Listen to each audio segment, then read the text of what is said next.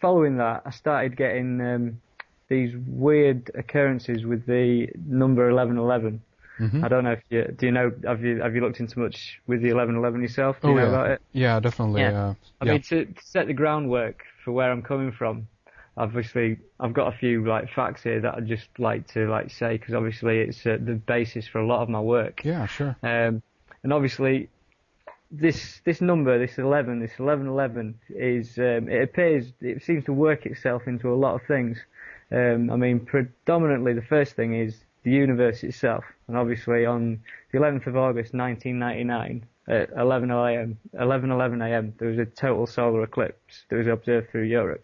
Mm-hmm. And if you move that further on the end date, December 21st, 2012, the end date of the main calendar, the winter solstice, which is when the calendar ends, is at 11:11 a.m. So I've heard. So obviously, yeah. So we've got this effect where the universe is ringing these numbers at us, in accordance to consciousness and stuff. Yeah. And when you look at it in an astrological sense, with the precession of the equinoxes and the 26,000-year cycle of the Earth wobbling through the 12 signs of the zodiac, we're said to be moving into the new age of Aquarius. And Aquarius is the 11th astrological sign.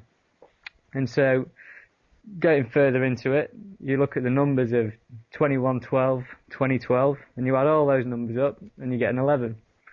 And then you look into the sun, for instance, and the sunspot cycles are 11 years. And basically everything that you can just keep finding these 11s out of things. And you could argue that, are you looking for them? But basically, when it's that amount of things within the universe, it's not like I'm looking for them because they are there. Yeah. You can't deny that.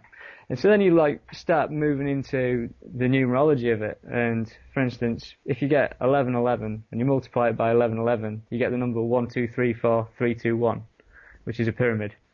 Okay, so you've got a pyramid numerology that you can get out of the 1111. Backtrack on that a little bit and take it a little bit slower for us again. Okay. Yeah. Okay. Well, if you've got the time code 1111 and you multiply it by the same thing, so 1111 times 1111, you get the number 1234321. Okay. So if you imagine that as a visual, you've got a pyramid.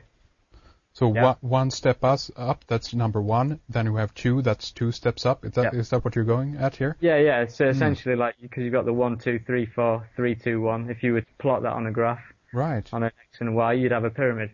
Interesting.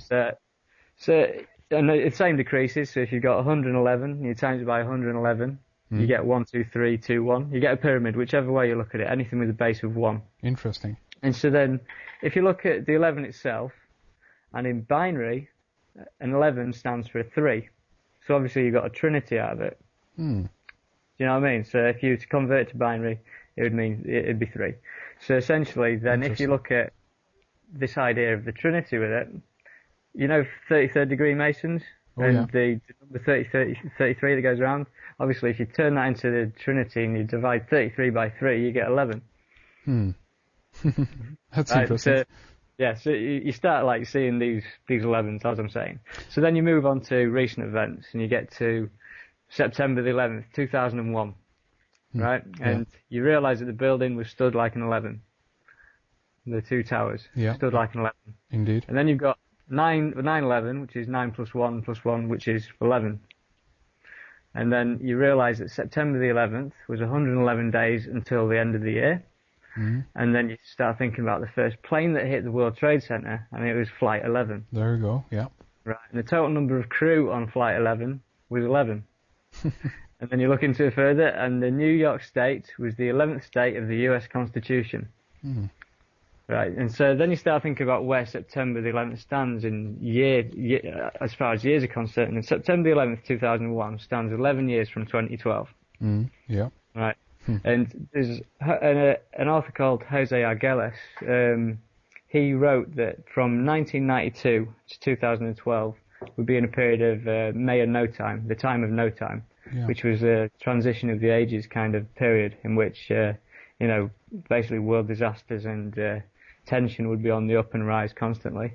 And this period of no time was 1992 to 2012. And so 9/11 in September the 11th, 2001, was 9 years from the start of no time, 11 years till the end of no time. So, synchronistically, it was placed bang on where, it should have been.